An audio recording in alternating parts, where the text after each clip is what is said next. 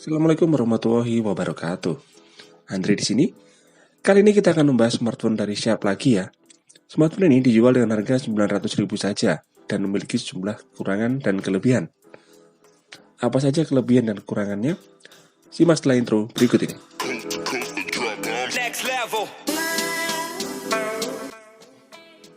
Bicara desain, kalau HP batangan seperti ini sebaiknya dimulai dengan unboxing terlebih dahulu.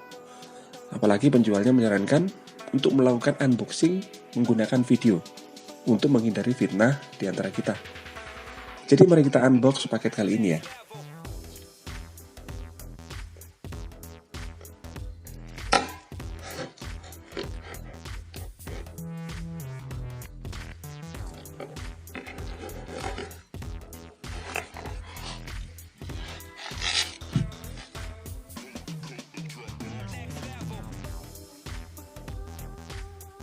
Kalau boleh dinilai, maka tingkat kemulusan dari smartphone ini saat saya terima adalah sekitar 90% ke atas ya.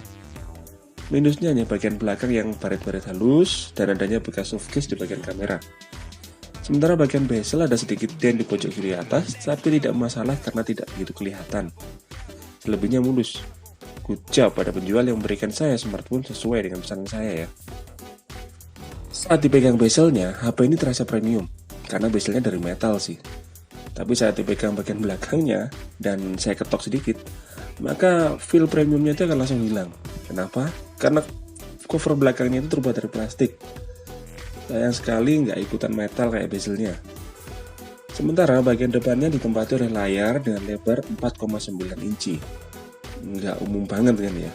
Yang dilapisi Gorilla Glass 3 dan mempunyai bezel yang cukup tebal di bagian bawah, di mana terdapat tombol home yang tidak bisa ditekan sekaligus berfungsi sebagai sensor sidik jari. Keberadaan bezel yang tebal ini membuat screen to body ratio dari smartphone ini hanya sekitar 73,5%. Meskipun layarnya sudah menggunakan desain bezel-less dengan notch di bagian atas yang cukup besar juga dan sejujurnya mengganggu pandangan.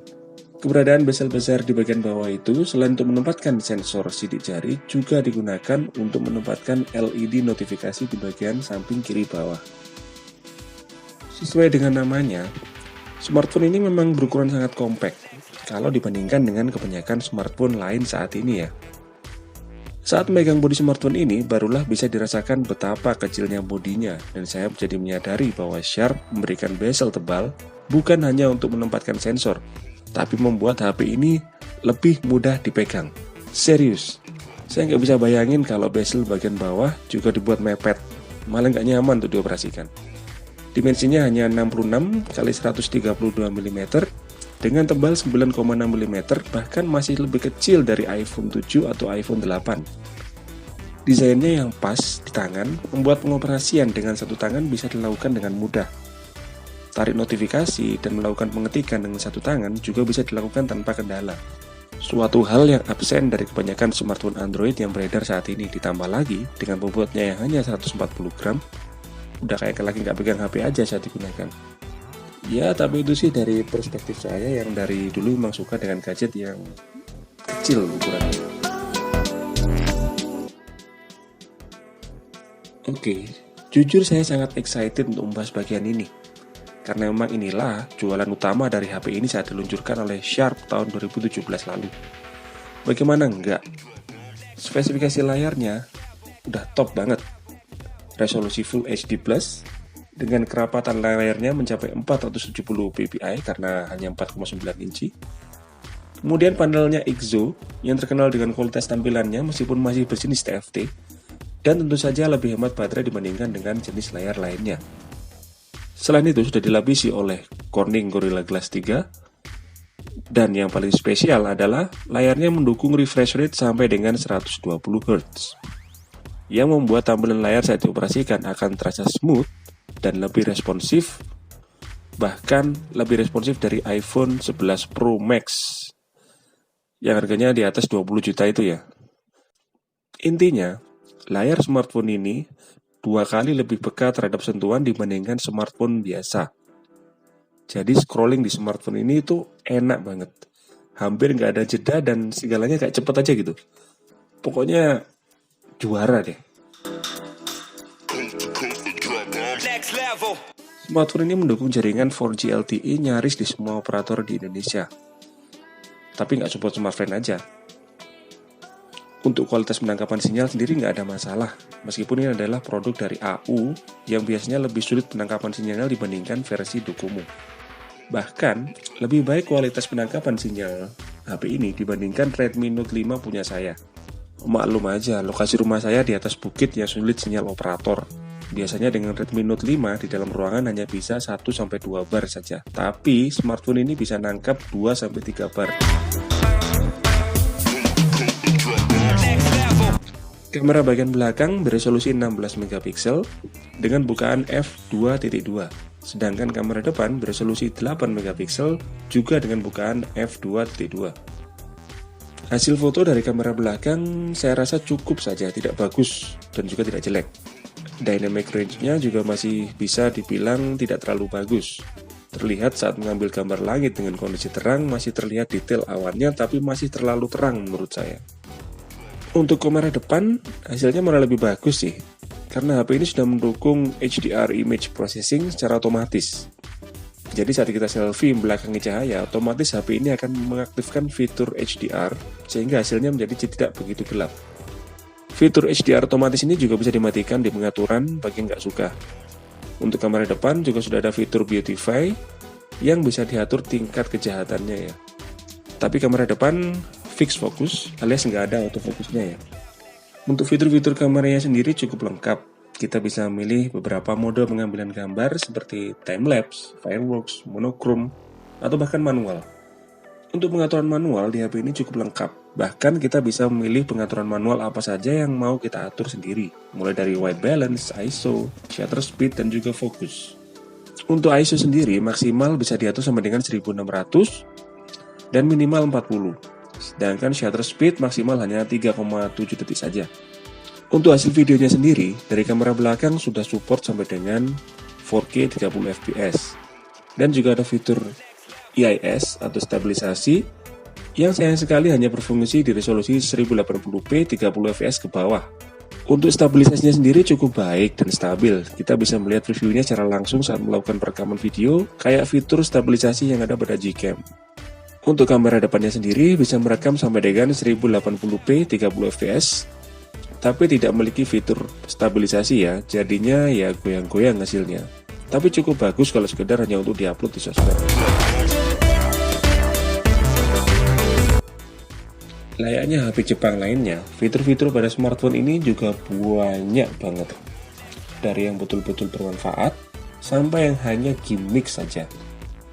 Atau mungkin aja berguna bagi pengguna di Jepang sana, tapi nggak berguna bagi pengguna di Indonesia. Jadi yang nggak bisa protes, karena ini HP Jepang, siapa suruh orang Indonesia beli gitu kan. Dan jangan lupakan juga bloatware-nya yang melimpah ruah ya, yang langsung saya uninstall dan saya nonaktifkan, meskipun tidak banyak juga yang bisa saya otak-atik dan butuh dihapus dengan menggunakan script. Untuk mengatur fitur-fitur ini, Sharp sudah menempatkan tab khusus yang memudahkan pengguna untuk melakukan pengaturan secara praktis. Ya, betul namanya fungsi praktis karena memang bikin ribet kalau harus diatur secara manual. Yang bisa diatur di pengaturan praktis ini antara lain adalah tampilan berkecepatan tinggi alias refresh rate 120Hz. Jadi kita bisa mengatur aplikasi mana saja yang bisa menggunakan fitur 120Hz ini. Kalau secara default, yang bisa menggunakannya hanya aplikasi bawaan. Tapi untuk aplikasi yang terinstall setelahnya atau kita install sendiri juga tetap bisa kita aktifkan. Tinggal pilih aja atau pilihan itu akan muncul sendiri secara otomatis saat kita melakukan install aplikasi. Kemudian pengaturan sidik jari. Pada smartphone ini, sidik jari di bagian depan mempunyai fungsi yang lebih dari sekedar unlock saja. Kita bisa mengatur tombol sidik jari ini sebagai tombol navigasi. Bisa geser kanan untuk back dan geser kiri untuk recent apps. Dan kita juga bisa menyembunyikan tombol virtual navigasi pada HP ini. Dan bisa dimunculkan sewaktu-waktu dengan melakukan swipe dari bagian bawah layar ke atas. Bagi saya fitur ini sangat berguna sehingga kita bisa memaksimalkan layar untuk view karena ukuran layarnya itu memang kecil sih. Sudah 4,9 inci dikasih tombol navigasi dalam layar, jadi tambah kecil kan. Fitur-fitur lainnya lebih pada gimmick sih, seperti fitur scroll otomatis, kemudian fitur untuk mengaktifkan screenshot dengan mengusap bagian atas layar, baik ke atas maupun ke bawah. Juga ada fitur auto sleep off, sehingga bagi yang suka menggunakan HP pada saat tiduran, HP tidak akan mati selama HP ini dipegang, dan akan mati secara otomatis apabila sudah tidak dipegang lagi. Untuk kelengkapan sensor, sudah sangat lengkap ya. Tipikal HP-HP Jepang yang memang memberikan sensor yang lengkap. Gyroscope ada, dan gyroscope-nya ini hardware ya, bukan software, jadi cukup responsif. Magnetiknya juga ada. HP ini datang dengan Snapdragon 660 yang merupakan pilihan tepat mengingat prosesor yang digunakan haruslah kuat untuk mempush layar Full HD Plus dengan kerapatan PPI tinggi dan refresh rate 120Hz. Dan performa Snapdragon 660 di smartphone ini tidaklah mengecewakan karena memang tidak di-underclock ya seperti HP-HP Sharp lainnya. Meskipun begitu, skor Antutu yang dihasilkan tidaklah terlalu wah juga. Hanya 120 ribuan saja. Untuk pemakaian sehari-hari sebenarnya nggak ada masalah. Apalagi dengan refresh rate 120Hz diaktifkan, maka akan terasa smooth dan sama sekali nggak ada lag dalam pengoperasiannya. Hal ini juga berlaku saat main game. Memainkan PUBG di smartphone ini terasa smooth dan sangat gegas. Meskipun settingan maksimalnya hanya mentok di grafik HD dan frame rate high saja. Tidak ada lag saat memainkan PUBG dan gyroscope-nya juga responsif. Selebihnya tinggal masalah skill aja yang menentukan. Kalaupun ada yang tidak nyaman adalah ukuran layarnya yang mini, membuat space layar saat bermain sering tertutupi oleh tangan kita sendiri. Pemberian RAM 3GB saya rasa sudah cukup dan internal storage 32GB juga sudah memadai, apalagi sudah disertakan slot microSD yang bisa support sampai 400GB.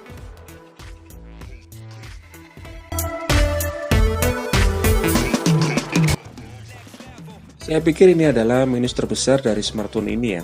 Seperti yang sudah bisa kita duga, pemakaian layar dengan resolusi Full HD Plus dan refresh rate 120Hz adalah yang paling cepat menghabiskan baterai.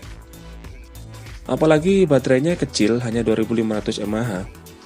Dengan pilihan refresh rate 120Hz selalu aktif di semua aplikasi, maka screen on time yang bisa saya dapatkan hanya 4 jam saja dengan pemakaian normal. Ketika pilihan refresh rate 120Hz saya matikan, maka screen on time bisa mencapai 5 jam lebih. Saat bermain game pun, suhu yang dihasilkan juga cukup panas dan terasa tidak nyaman di tangan, tapi bisa berkurang panasnya apabila kita mematikan fitur refresh rate tinggi ini ya. Tetapi tentu saja mematikan fitur 120Hz ini pada saat bermain game bukanlah pilihan tepat karena yang jadi nggak smooth lagi ya.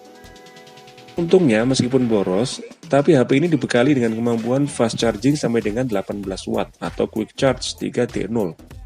Kebetulan saya nggak punya adapter 18 watt, tapi dengan menggunakan adapter 10 watt bawaan Redmi Note 5, baterai bisa diisi penuh dari 5% ke 100% dalam waktu 1 jam 45 menit saja. Apalagi kalau pakai 18 watt, sepertinya 1 jam aja sudah penuh. Karena baterainya ya hanya 2500 mAh sih. Dan jangan lupa, HP ini pakai USB Type-C. 900.000 dapat USB Type-C. Gokil emang. Kesimpulannya, apakah HP ini layak dibeli? Kalau menurut saya layak. Lalu untuk siapa?